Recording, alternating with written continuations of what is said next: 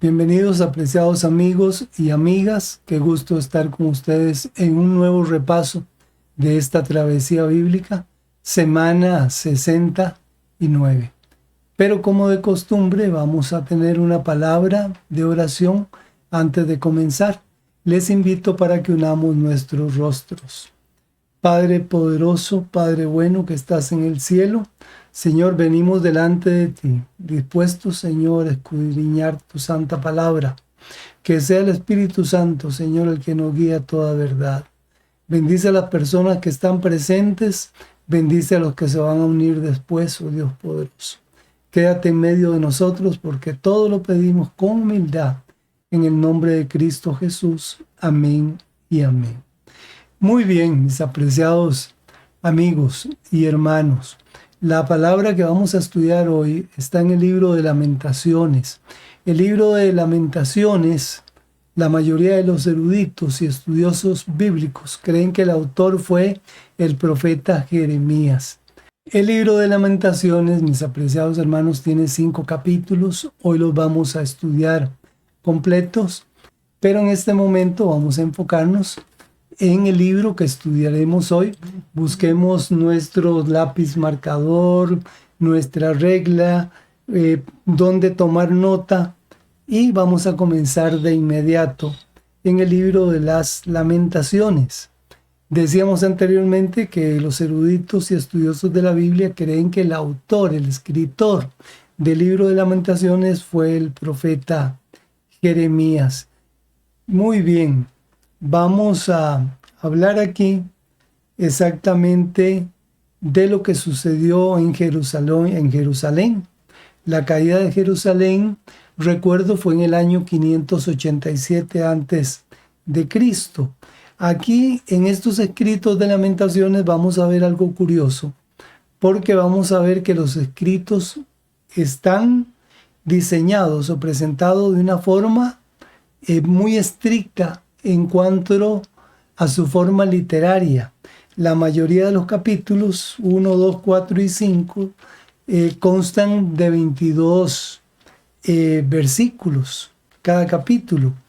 El capítulo 3 es interesante porque consta de 66 versículos.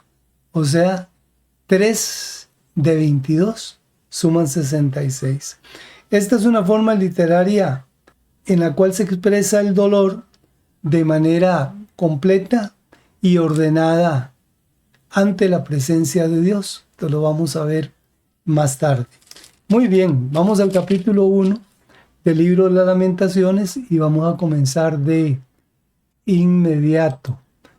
Aquí vamos a hacer hoy un recorrido detallado de estos 5 capítulos, con sus eventos más importantes, su personaje principal, que es Jeremías, y es Dios también.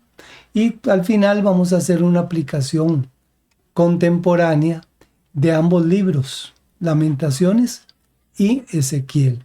Vamos al capítulo 1. Aquí vamos a ver cómo el profeta Jeremías presenta a Jerusalén desolada. Y para eso voy a leer los primeros versículos del 1 al 8. Dice en el capítulo 1, Lamentaciones, verso 1, ¿cómo ha quedado sola la ciudad populosa? Se refería a la ciudad de Jerusalén. Jerusalén era muy populosa, siempre estaba llena de gente, porque había mucha gente que venía e iba a adorar al templo de Jerusalén. Y mucha gente, curiosamente, de otras naciones venía a ver las costumbres del pueblo de Israel. Dice en el verso 1 que Jerusalén, esta ciudad populosa, dice, se ha convertido o se ha vuelto como una viuda, dice. ¿Y cómo es que son las viudas? Personas solas. Dice en la frase final del versículo 1, la señora de provincias, o sea, la más importante de las provincias, ¿se ha convertido en qué? En tributaria, dice. Recordemos que Jerusalén era la capital de Judá. Aunque Judá era la provincia grande, Jerusalén era la capital, era el centro en el cual había más movimiento. En el versículo 3 dice, Judá ha ido en cautiverio a causa de la aflicción y de la dura servidumbre. Dice en el verso 5, sus enemigos han sido hechos príncipes, porque Jehová la afligió por la multitud de sus rebeliones. ¿A qué se refiere esto? Bueno, que sus enemigos, las naciones enemigas de el pueblo de Dios, dice, se convirtieron de un momento a otro en príncipes, porque Jehová permitió, dice, porque Jehová afligió ¿a quién? A Jerusalén, a Judá, a todo su pueblo. ¿Por qué motivo y razón? Dice el verso 5, por la cantidad o la multitud de sus rebeliones. Adelanto al versículo 8 donde dice, pecado cometió Jerusalén, por lo cual ella ha sido removida. ¿Por qué fue removida Jerusalén y Judá? Dice la palabra de Dios, por sus pecados. Vamos al versículo 16 del capítulo 1 de Lamentaciones, donde dice Jeremías, hablando en representación del pueblo, expresando su sentir, dice, por esta causa lloró, mis ojos fluyen aguas, porque se alejó de mí el Consolador. ¿Y quién era el Consolador? El Consolador era Dios Todopoderoso.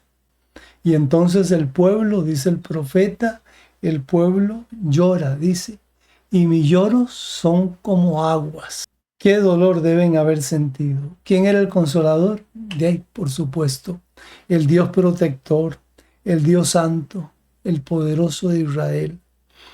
Adelanto al verso 18, donde dice en el capítulo 1, y con ese vamos a cerrar el capítulo 1, dice el pueblo, después de reflexionar y de ver, algunos de ellos dicen, Jehová es justo. Yo contra su palabra me rebelé. Oíd ahora, pueblos todos, y ved mi dolor. Mis vírgenes, dice, y mis jóvenes fueron llevados en cautiverio. Qué duro. Aquí podemos resumir en el capítulo 1 y decir, bueno, fueron llevados ellos por sus rebeliones contra Jehová, porque ellos pecaron, fueron rebeldes a la voz de Dios.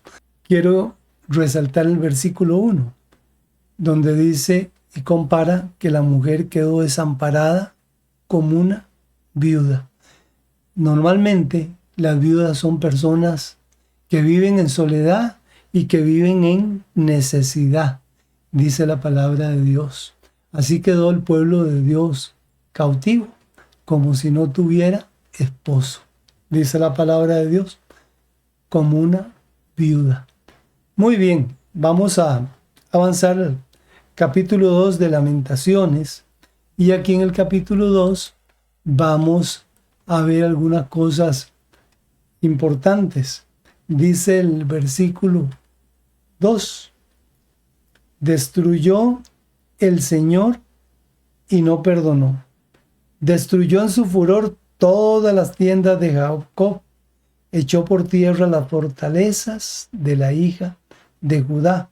Humilló al reino y a sus príncipes. ¿De quién está hablando? Bueno, de los líderes de Israel está hablando. El Señor destruyó, dice, y no perdonó. En el versículo 4 dice el profeta, aquí continúa narrando lo que pasó en Jerusalén, y dice en el verso 4, entesó su arco como enemigo. Está hablando de Jehová o de Dios. Así firmó su mano derecha como adversario y destruyó cuanto era hermoso en la tienda de la hija de Sión. Derramó como fuego, dice, su enojo. Continúa en el verso 5. El Señor llegó a ser como enemigo, destruyó a Israel, destruyó todos sus palacios, derribó sus fortalezas y multiplicó en la hija de Judá la tristeza y el lamento. Estas cosas las hizo Jehová porque necesitaba disciplinar o castigar, diría alguno, a su pueblo por las rebeldías que habían cometido en contra de él. Dice en el verso 9, incluso dice, sus profetas tampoco hallaron visión en Jehová. Y si leemos el relato completo, vamos a ver cómo dice que Dios cerró, dice, las nubes y no escuchaba las oraciones de ellos. Incluso los profetas, dicen, no encontraron visión que viniera de parte de Dios. Versículo 10 dice del capítulo 2 de Lamentaciones, se sentaron en tierra, callaron los ancianos de la hija de Sión, echaron polvo sobre sus cabezas en señal de humillación, se ciñeron en cilicio, dice la palabra de Dios. Incluso dice, las doncellas o las vírgenes de Jerusalén bajaron sus cabezas a tierra, en señal de humillación delante de Dios. Grande era la desolación en el pueblo de Dios. El verso 14 dice acá, y aquí vamos a ver cómo Jeremías habla al pueblo. Y aquí Jeremías les dice, tus profetas vieron para ti vanidad y locura, y no descubrieron tu pecado para impedir tu cautiverio, sino que te predicaron vanas profecías y extravíos. Vea qué interesante, porque recuerden que son ciclos, y los ciclos se repiten. ¿Y qué sucedió con Jerusalén, con el pueblo de Dios? Dice, sus líderes religiosos, los profetas, dice, ¿qué hicieron? No descubrieron el pecado que habían ustedes. No lo señalaron, no lo anunciaron. ¿Y cuál era el pecado de ellos? La idolatría, entre otras cosas más. Pero los líderes religiosos nunca señalaron y hablaron de que el pueblo estaba en pecado. Por eso dice, ellos solamente se dedicaron a predicar vanas profecías y extravíos. Qué duro. El pueblo fue llevado cautivo, fue castigado, fue disciplinado, porque sus líderes religiosos no los advirtieron a tiempo, no señalaron el pecado que había. Verso 17 dice, Jehová ha hecho lo que tenía determinado, dice el profeta, ha cumplido su palabra, la cual él había mandado desde tiempo antiguo, destruyó y no perdonó. Duro el mensaje, claro que sí, porque lo estaba diciendo a su pueblo, a su misma gente, pero él le dijo, se está cumpliendo lo que había sido anunciado anteriormente por los profetas, por los varones de Dios. Dice en el verso 18 y 19 que aquí el profeta les da prácticamente una orden. Y les dice en el verso 18, en la parte final, no descanses. Verso 19, levántate, da voces en la noche al comenzar las vigilias. Derrama como agua tu corazón ante la presencia del Señor. Aquí el profeta está hablando de que tienen que dedicar tiempo a la oración. No pueden darse el lujo de descansar, sino que dice, cuando inician las vigilias, comiencen a orar y abran su corazón ante la presencia del Señor. Verso 19, segunda parte, dice, alza tus manos a Él Todopoderoso, imploren la vida de tus pequeñitos. ¿Qué está diciendo aquí el profeta? Oren, oren para que sean protegidos. Los más pequeños, dice en el verso 20, ¿han de comer las mujeres el fruto de sus entrañas? Los pequeñitos a su tierno cuidado. Esa es la primera pregunta. Y la segunda pregunta es, ¿han de ser muertos en el santuario del Señor el sacerdote y el profeta? Estas preguntas son duras. Una está dirigida a las familias y la otra está dirigida a los líderes del pueblo. Y la pregunta es, ¿tienen que comerse las mujeres a sus propios hijos pequeños? ¿Tienen ustedes, dice, que dar muerte, dice, en el santuario del Señor al sacerdote y al profeta? Versículo 22 se adelanta. Dice el profeta Jeremías, y el día del furor de Jehová, dice, no hubo quien escapase ni quedase vivo. Y mis apreciados hermanos, estas cosas se repetirán al final del tiempo. Encontraremos líderes religiosos que solamente hablan cosas bonitas, solamente hablan de paz y solamente hablan de prosperidad, mientras el pueblo está agonizando en sus pecados.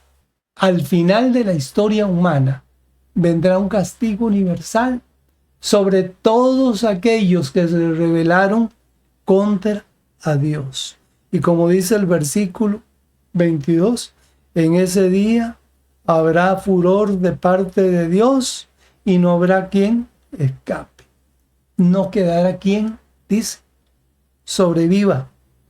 En este capítulo 2 hemos visto cómo Dios mismo es descrito como enemigo de Israel, porque así lo dice la palabra de Dios.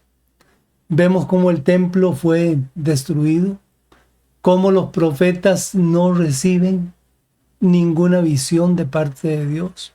Vemos cómo los ancianos se humillan, inclusive las doncellas, dice la palabra de Dios. Y aquí hay un reconocimiento de que el juicio de Dios es justo y es completo. Muy bien, vamos al capítulo 3. Aquí dice el versículo 8. Aun cuando clamé, dice Jeremías, y di voces, cerró los oídos a mi oración. Aquí está hablando Jeremías con Dios, pero se nota en Jeremías, en el capítulo 3, un dolor muy grande. Por eso dice, aun cuando clamé y di voces, el Señor cerró los oídos a mi oración. En el versículo 19, dice el profeta Jeremías a Dios, acuérdate de mi aflicción y de mi abatimiento, del ajenjo y de la hiel. Aquí le está diciendo al Señor, acuérdate del trago amargo que estamos pasando. Acuérdate, Señor, de lo que estoy pasando. Y en el verso 22 dice la palabra de Dios, por la misericordia de Jehová no hemos sido consumidos, reconoce el profeta, porque nunca decayeron sus misericordias. Nuevas son cada mañana, dice, grande, Señor, es tu fidelidad.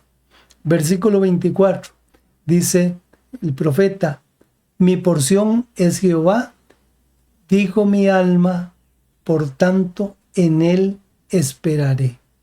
Pero esa esperanza estaba no sé cuánto tiempo en el futuro, pero Jeremías tenía la confianza igual que la tuvo Job, ¿verdad?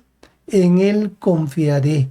Versículo 25 del capítulo 3 de Lamentaciones.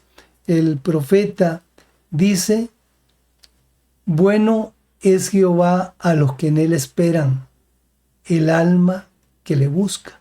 Bueno es esperar en silencio la salvación de Jehová. Y en el tercer bueno está en el versículo 27, donde dice, bueno le es al hombre llevar el yugo desde su juventud. ¿Y a qué se refiere este versículo? Pues este versículo se refiere precisamente a los jóvenes que habían sido tomados cautivos.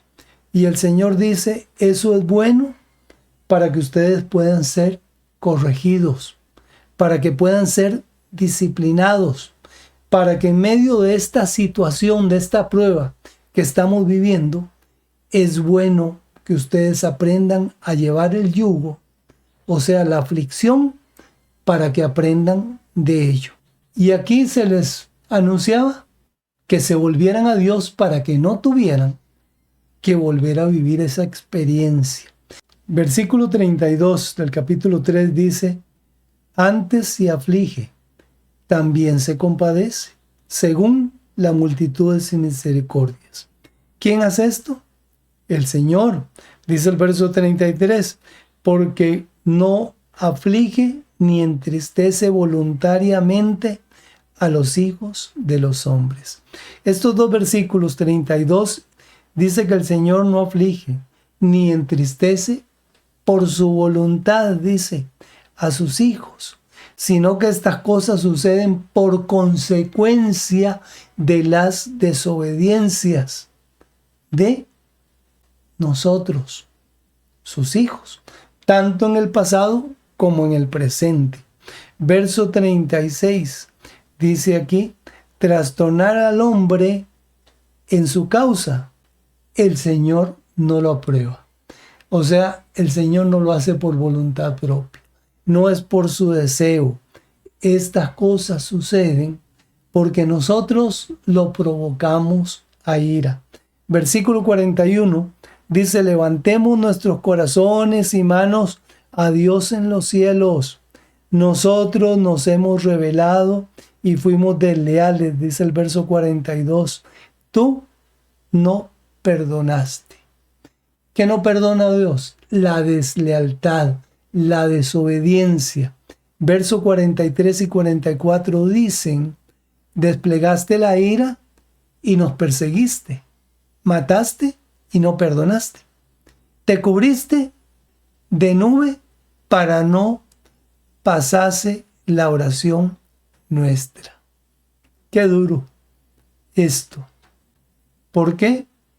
Porque nosotros lo provocamos a ir. El Señor se separa de nosotros, dice la palabra de Dios. Porque Dios no perdona ¿qué? Dios no perdona el pecado. Dios no perdona la desobediencia. Versículo 53. Y vamos a leer en adelante hasta el 55. Dice el 53. Ataron mi vida en cisterna, dice el profeta Jeremías. Pusieron piedras sobre mí. Aguas cubrieron mi cabeza. Y yo dije, ya soy muerto. Pero en el verso 55 dice el profeta Jeremías, invoqué tu nombre, oh Jehová, desde la cárcel profunda. Y en el verso 57 dice, te acercaste el día que te invoqué, dijiste, no temas. Qué lindo. Jeremías sabía que a pesar de la prueba, a pesar de la aflicción, a pesar del momento doloroso, el Señor no lo iba a dejar solo. Y las palabras del Señor de aliento eran, no temas. Muy bien. Aquí vamos a terminar el capítulo 3, en el cual encontramos que a pesar de la desobediencia, las misericordias de Dios no se han agotado. Muy bien, vamos al capítulo 4 y capítulo 5. Capítulo 4 comenzamos. Capítulo 4 habla aquí de que el oro se ha oscurecido, dice. Y vamos a leer el versículo 2, donde habla de las clases nobles de Jerusalén. Dice el verso 2, los hijos de Sión, preciados y estimados más que el oro puro, cómo son tenidos por vasijas de barro, obras de manos de alfarero. Aquí está hablando de los hijos de Israel, los nobles especialmente, y dice, estos son hijos de Sión, apreciados y estimados, más que el oro puro, dice, pero ahora han caído en una condición, dice, donde son como vasijas de alfarero, vasijas de barro. Qué duro. Estos eran los descendientes de los judíos que habían sido llevados cautivos. El versículo 6 dice a través del profeta Jeremías lo que pasó, y dice el verso 6, se aumentó la iniquidad de la hija de tu pueblo, o sea, de Judá, Jerusalén, que era la capital, más que el pecado de Sodoma. ¿Se imaginan? Por eso Dios tuvo que actuar, Dios tuvo que disciplinar, Dios tuvo que castigar, porque Dios no perdona. Versículo 10 dice, las manos de mujeres piadosas cosieron a sus hijos, sus propios hijos les sirvieron de comida en el día del quebrantamiento de la hija de mi pueblo. Qué duro fue esta situación tan extrema que sus propios hijos sirvieron de alimento, dice la palabra de Dios. Y en el versículo 13 dice, es por causa de los pecados de sus profetas, dice, y las maldades de sus sacerdotes, quienes derramaron en medio de ella la sangre de los justos, o sea, la sangre de los inocentes. ¿Por qué causa? Versículo 13, capítulo 4 de Lamentaciones, por los pecados de sus profetas y las maldades de sus sacerdotes. Vean hasta dónde llegó el pecado y la maldad. Capítulo 5 es una oración comunitaria, por decirlo de una forma. Aquí se enumeran varias humillaciones, la orfandad, la esclavitud, el hambre, la violación de las mujeres, la muerte de los nobles, los príncipes. Y al final vemos una conclusión del libro, un llamado del profeta para que nos volvamos a Jehová. Muy bien, vamos a leer algunos versículos del capítulo 5 de Lamentaciones. Dice ahí la palabra de Dios, verso 1, acuérdate, Jehová, de los que nos han sucedido. Mira y ve nuestro oprobio. Dice el verso 2, nuestra heredad ha pasado a manos de extraños. Verso 4, nuestra agua bebemos por dinero. Tenían que comprar el agua para poder tomar. Versículo 5 dice, padecemos persecución sobre nosotros, nos fatigamos y no hay para nosotros reposo. Versículo 7 dice, nuestros padres pecaron y han muerto, y nosotros llevamos su castigo.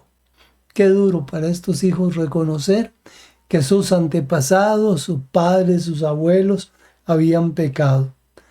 Versículo 10 dice, nuestra piel se ennegreció como un horno a causa del ardor del hambre, dice la palabra de Dios. Y el verso 15, vamos a leer 3 versículos más, dice, cesó el gozo de nuestro corazón, nuestra danza se cambió en luto. Versículo 19, mas tú, Jehová, permanecerás para siempre. Ahí ellos reconocen que Dios va a existir siempre, pero que su vida posiblemente termine ahí en cautiverio.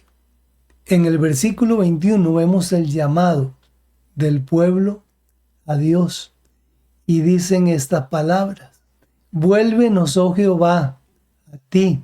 ¿Qué significa? Regrésanos, oh Dios, a ti, y nosotros nos volveremos, dice el verso 21. Renueva nuestros días, dice, como al principio. ¿Estaban qué? arrepentidos, dolidos de la condición actual de su vida. Y le decían al Señor: Señor, regrésanos a ti y nosotros nos volveremos. Muy bien, mis apreciados, vamos a ir al libro de Ezequiel, capítulo 1, versículo 1. De Ezequiel he de decirles que participó en el año 593 antes de Cristo, realizó su ministerio, empezó como sacerdote y posteriormente se convirtió en profeta. Dice el versículo 1 del capítulo 1 del libro de Ezequiel: estando yo en medio de los cautivos, junto al río Quebar, los cielos se abrieron y vi visiones de Dios. Versículo 3. Vino palabra de Jehová al sacerdote Ezequiel, hijo de Buzi, en la tierra de los caldeos junto al río Quebar. Vino allí sobre la mano de Jehová. ¿Qué vino sobre él? La mano de Jehová. Versículo 4. Y miré, y aquí venía del norte un viento tempestuoso, dice, y una gran nube, con un fuego envolvente, y alrededor de él un resplandor. Continúa el verso 4 adelante: algo que parecía como bronce refulgente. Versículo 5. Y en medio de ella la figura de 4 seres vivientes. Había en ellos semejanza de hombre, dice la palabra de Dios. En el verso 6 dice: cada uno tenía 4 caras y 4 alas. Estos eran seres celestiales, eran ángeles, eran querubines, porque la palabra de Dios lo enseña así. Los seres celestiales que tienen 4 alas son querubines. En el versículo 8 dice: debajo de sus alas, a sus 4 lados, tenía manos de hombre, y sus caras y sus alas por los 4 lados. Versículo 10 dice acá: y el aspecto de sus caras era cara de hombre y cara de león al lado derecho de los 4, y la cara de buey, y a la izquierda en los 4, asimismo hacia en los 4 cara de águila. Muy bien, estas 4 caras tienen alguna similitud, pero también tienen diferencias con las que se mencionan en el capítulo 4 de Apocalipsis. Vamos a continuar con el versículo 17 para adelantar, donde dice: cuando andaban, se refiere a los seres celestiales, o sea, a los querubines, se movían hacia sus 4 costados, no se volvían cuando andaban. El versículo 18 dice: y sus aros eran altos y espantosos, y llenos de ojos alrededor de las 4 ruedas, se refiere. El verso 20 dice: hacia donde el Espíritu les movía que anduviese, andaban. Dice ese mismo versículo 20: el Espíritu de los seres vivientes estaba en las ruedas.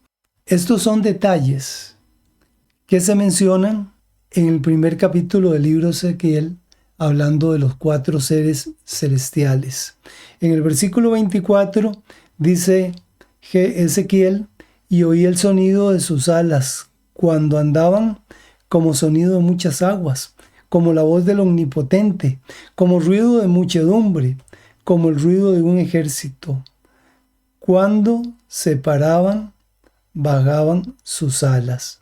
En el versículo 26 dice: y sobre la expansión que había sobre sus cabezas se veía la figura de un trono que parecía piedra de zafiro, y sobre la figura del trono había una semejanza que parecía de hombre sentado sobre él.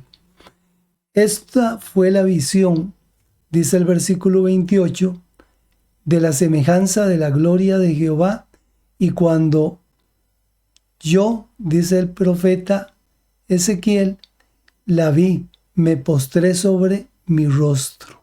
Muy bien, este es el capítulo 1 de Ezequiel. Habla de una nube donde está la presencia divina, es un símbolo.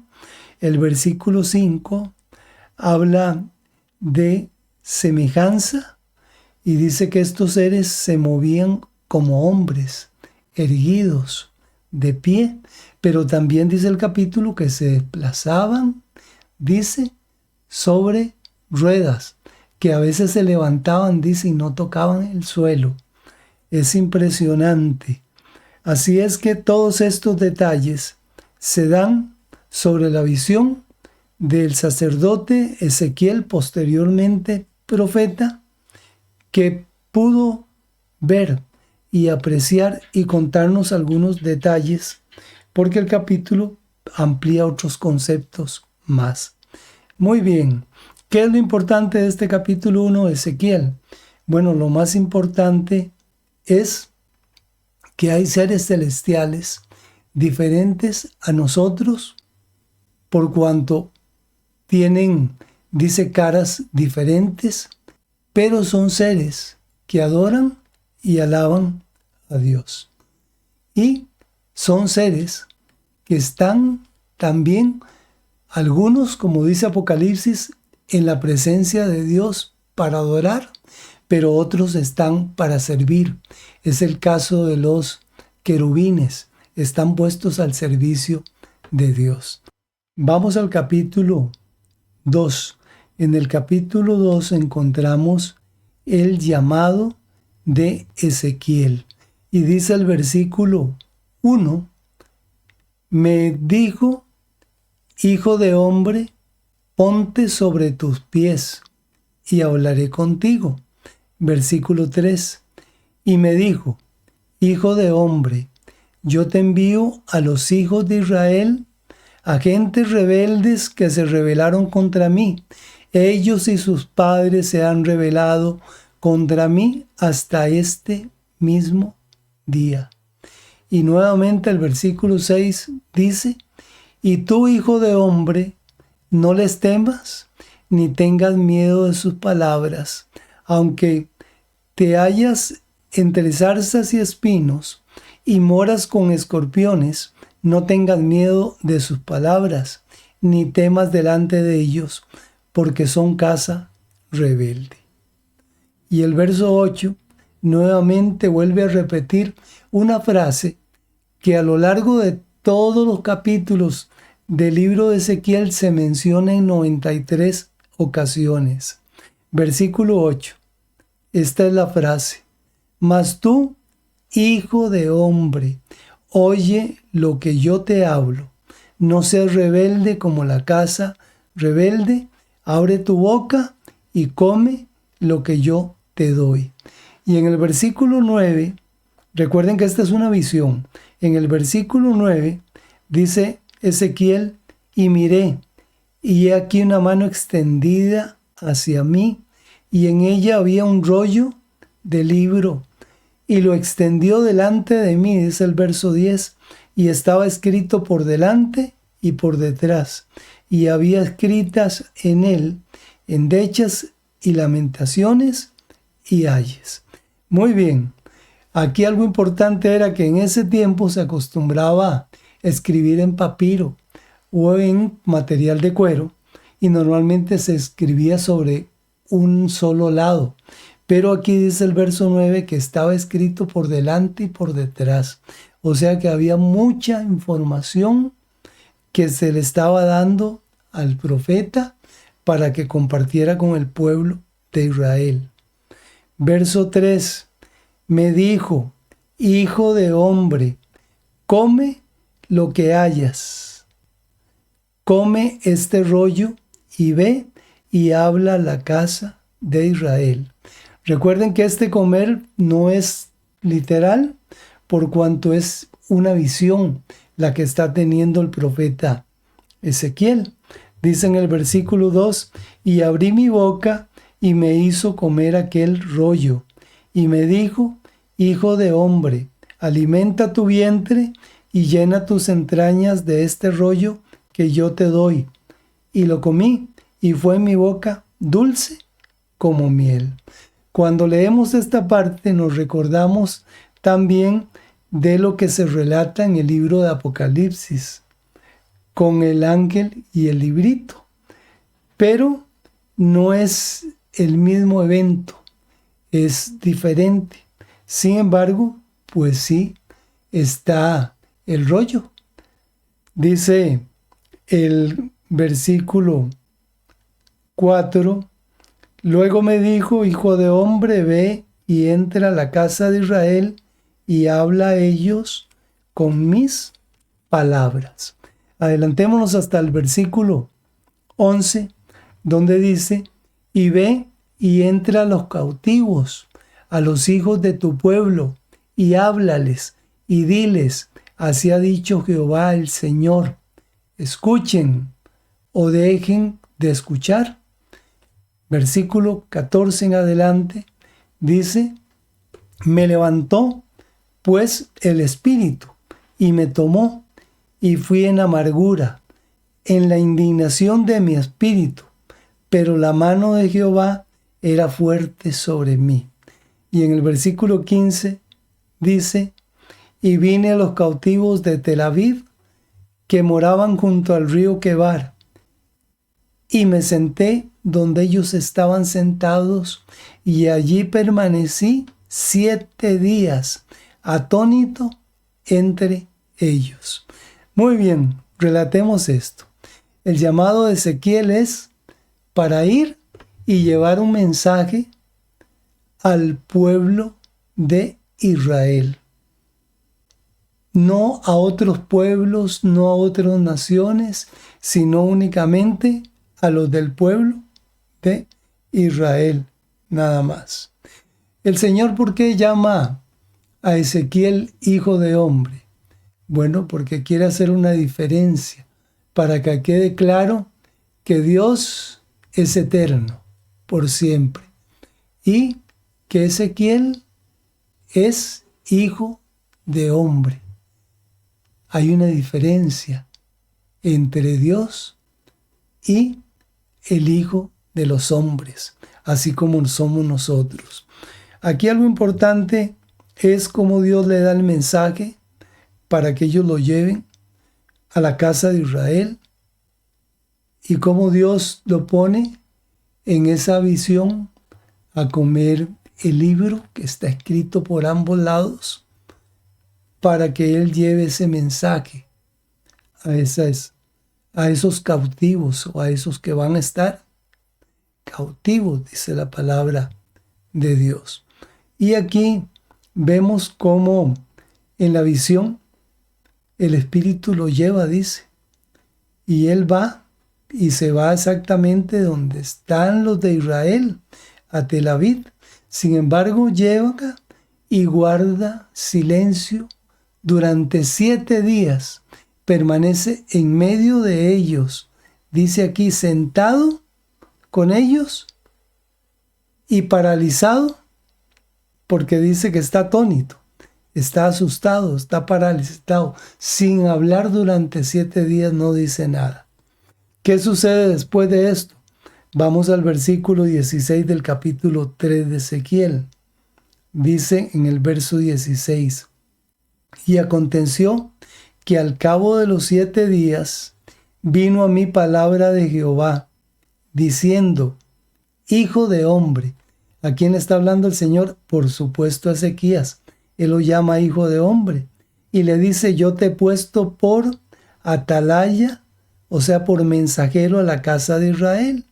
Oirás pues tú la palabra de mi boca, dice, y los amonestarás de mi parte. Y en el verso 18 dice, cuando yo dijere al impío, le dice Dios a Ezequiel, cuando yo dijere al impío, de cierto morirás, y tú no le amonestares, ni le hablares, para que el impío sea percibido de su mal camino, a fin de que viva, el impío morirá por su maldad, pero su sangre, le dice Dios a Ezequías, la demandaré de tu mano. Versículo 19, dice Dios, pero si tú amonestares al impío, y él no se convirtiere de su impiedad y de su mal camino, él morirá por su maldad, pero tú habrás librado tu alma, dice. Muy bien, ahora en el verso 21 dice, pero si el justo amonestares para que no peque y no pecare, de cierto vivirá, porque fue amonestado, y tú habrás librado tu alma. Muy bien, aquí vemos el mensaje claro, cómo Dios lo manda a amonestar y a señalar a aquellos que están en pecado, a amonestar a aquellos hombres y mujeres que han sido llevados cautivos. Ese es el mensaje del Señor. Ahora vemos aquí algo importante y es cómo en el versículo 22 al 27 se relata y se habla acerca del profeta mudo. Dice en el verso 22, vino allí la mano de Jehová sobre mí, o sea, sobre Ezequiel, y me dijo, levántate y sal al campo y allí hablaré contigo, dice. Y dice el verso 23, allí en el campo estaba la gloria de Jehová, como la gloria que había visto junto al río Quebar. Y dice el profeta, yo me postré en mi rostro. ¿De cuál gloria se refiere el versículo 23? De la que se menciona en el capítulo 1 del libro de Ezequiel. Muy bien, verso 24. Dice, entonces entró el Espíritu en mí y me afirmó sobre mis pies y me habló y me dijo, entra y enciérrate dentro de tu casa. ¿Quién fue el que le dijo que entrara y se encerrara dentro de su casa? Dice el versículo, el Espíritu que está en mí. Dice, el que afirmó mis pies fue el que me habló y me dijo, entra y enciérrate dentro de tu casa. Y en el verso 26 dice que el Señor, dice, hará que se pegue tu lengua a tu paladar y estarás mudo. Y no serás, dice a ellos, varón que reprende, porque son casa rebelde. Previamente en el versículo 25 se está hablando de una forma figurada y el Señor le dice a él que pondrá cuerdas y con ellas, dice, ligarán y no saldrás entre ellos. Es un simbolismo, una forma de hablar. Pero el Señor dice en el verso 26 que lo dejaría mudo.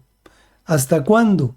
Verso 27 dice, mas cuando yo te hubiere hablado, abriré tu boca y le dirás, así ha dicho Jehová el Señor, el que oye, oiga, y el que no quiera oír, no oiga, dice Dios. ¿Por qué el Señor hizo esto? ¿Por qué llevó al profeta Ezequiel hasta su casa? ¿Por qué le quitó la voz? ¿Por qué lo tuvo ahí? Posiblemente para que reflexionara de la actitud que había tomado durante 7 días, donde él tenía un mensaje que dar y él quedó atónito, dice la palabra de Dios, quedó asustado y no pudo hacerlo. Y entonces Dios lo lleva a su casa, dice, y lo enmudece por varios días, no dice cuánto tiempo, pero posiblemente para que el profeta reflexionara. ¿Cuánto tiempo iba a permanecer ahí? Dice el verso 23, hasta que Dios le hablare de nuevo, dice, le abriría su boca. Así es que vamos a avanzar al capítulo 4 y en el capítulo 4 vamos a encontrar nuevamente cómo se predice el asedio o el sitio de la ciudad de Jerusalén. Dice el capítulo 4, versículo 1 del libro de Ezequiel: Tú, hijo de hombre, tómate un adobe, o sea, un ladrillo, y ponlo delante de ti, y diseña sobre él la ciudad de Jerusalén. Y le da una serie de indicaciones que se mencionan ahí en el versículo 2 y 3. ¿Cuál era el propósito, el motivo? De explicarle al pueblo, los que se acercaban a él, lo que estaba por suceder en Jerusalén. En el versículo 4 al 6 vemos aquí cómo se le indica que tiene que dormir durante cierto tiempo para expiar en una forma simbólica los pecados de Jerusalén y de Judá. En el primer caso se habla de 390 días y se le recomienda dormir sobre el lado izquierdo. Después se habla de 40 días que corresponden a Judá y que debería dormir él sobre el lado derecho. Eso lo encontramos ahí en el versículo 4 al 6 del capítulo 4 del libro de Ezequiel. Esto lo vemos que le fue encomendado al profeta Jeremías.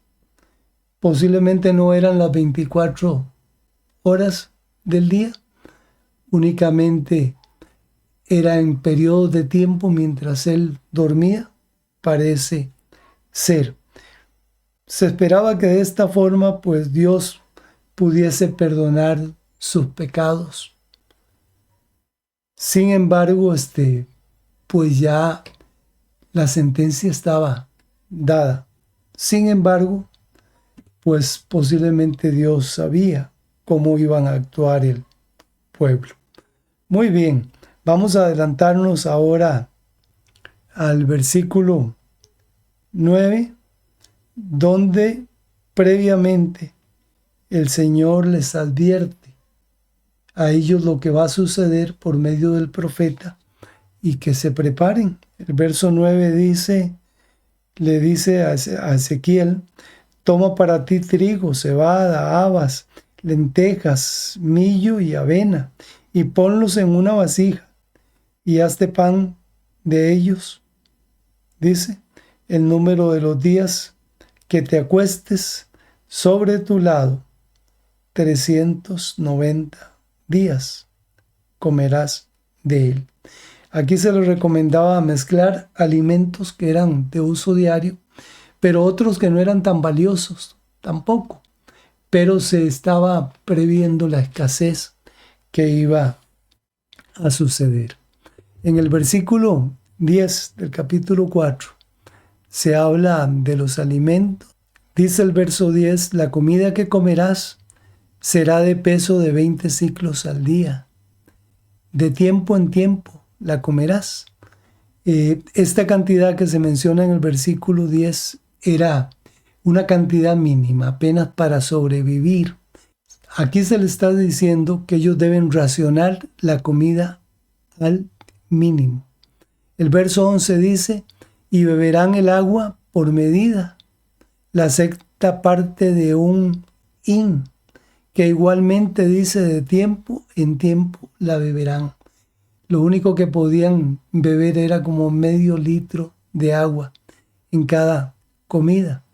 Leo en el versículo 12: y comerás pan de cebada, cocido debajo de ceniza, y la cocerás a vista de ellos, al fuego de excremento humano.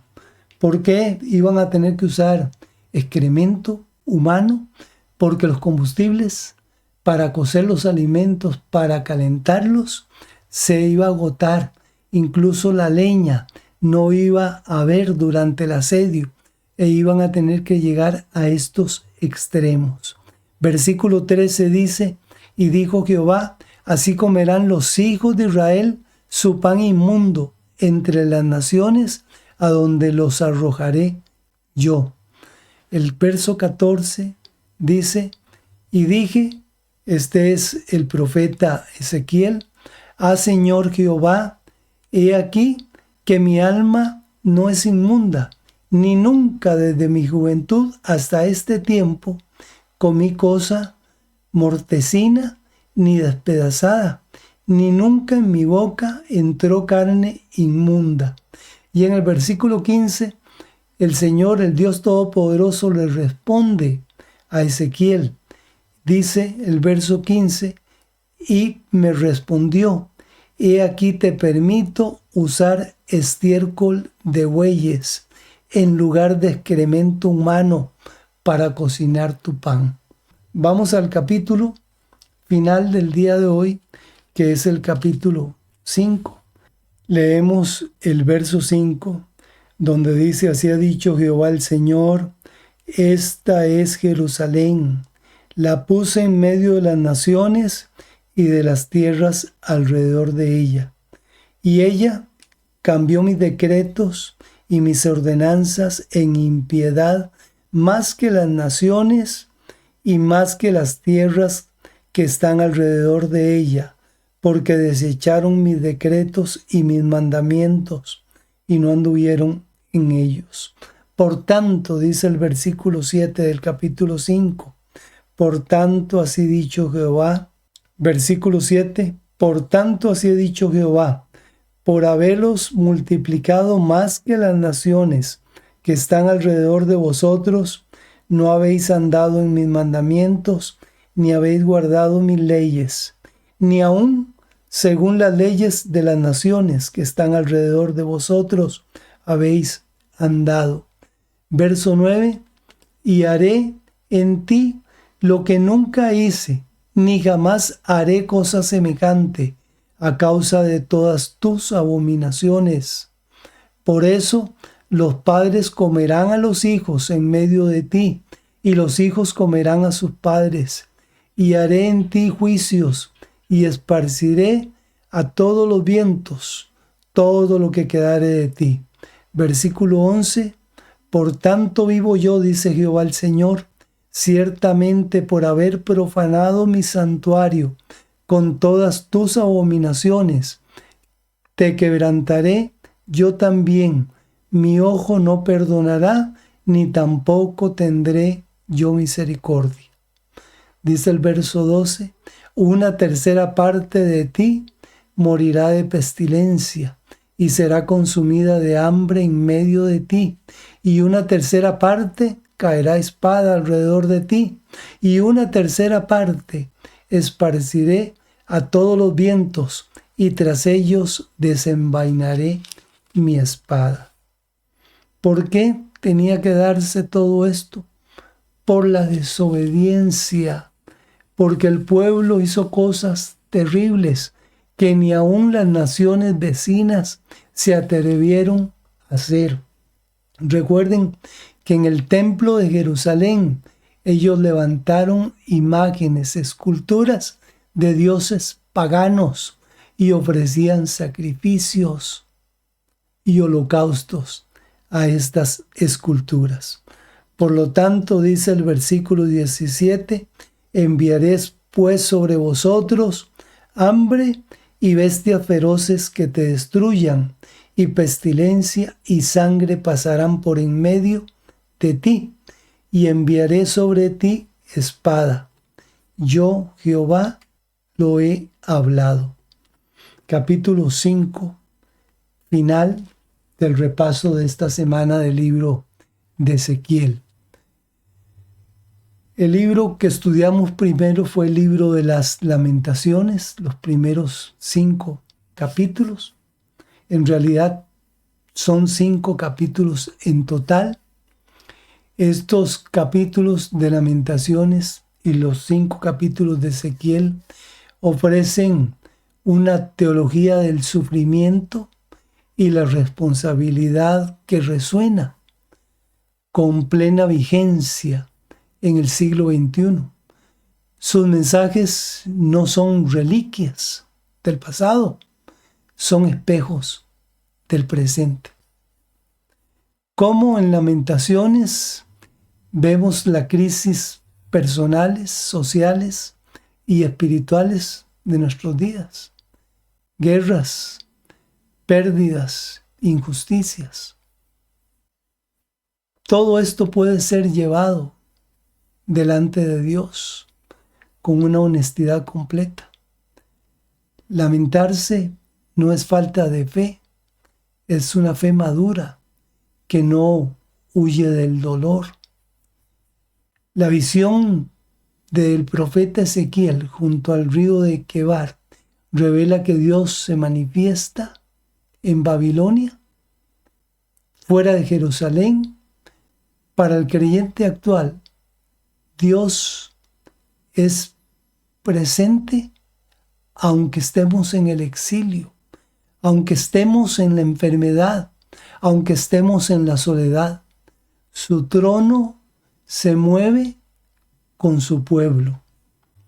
El llamamiento del profeta como mensajero interpela a todo creyente, sea pastor, sea educador, sea un líder. No podemos callar la verdad cuando hay vidas en juego. Especialmente, no podemos volvernos cómplices. La palabra recibida obliga a una acción inmediata y a un testimonio fiel.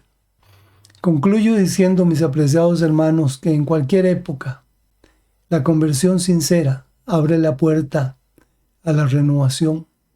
Sus misericordias nunca decaen, porque nuevas son cada mañana, dice la palabra de Dios en Lamentaciones capítulo 3, versículo 22 y 23.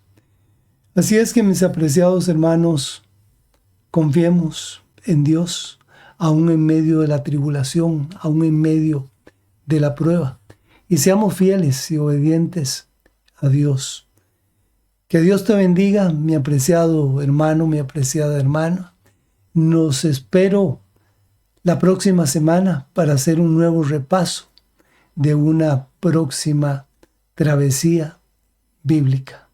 Que Dios te bendiga a ti y a tu casa. Nos vemos muy pronto. Bendiciones.